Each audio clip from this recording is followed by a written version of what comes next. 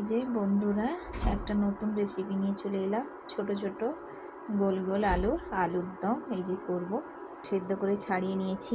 কড়াইতে তেল দিয়েছি, একটু চিনি দিয়েছি। চিনিটা এই যে ফুটে উঠছে, এই যে ফুটে উঠেছে। লঙ্কা দিয়ে দিলাম, গরম মশলা, এলাচ, দালচিনি, টমেটো, পেঁয়াজ কাটা দিয়ে দেবো। স্বাদ মতো একটু লবণ দিয়ে দিব। এবারে ভালো করে এটাকে কষাবো। এবারে রসুন, কাঁচা লঙ্কা বেশ করে কষাবো।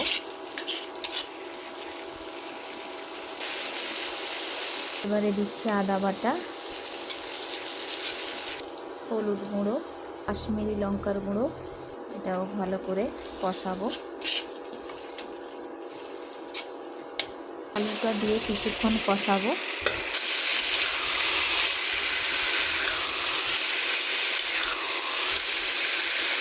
এই যে এটা কষিয়ে নিয়েছি। এবারে গরম জল করেছি, ঢেলে দেব।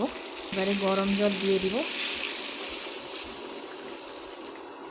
তো তরকারি রেডি। এবারে জিরে গুঁড়ো ভেজে রেখেছি, দিয়ে দিব।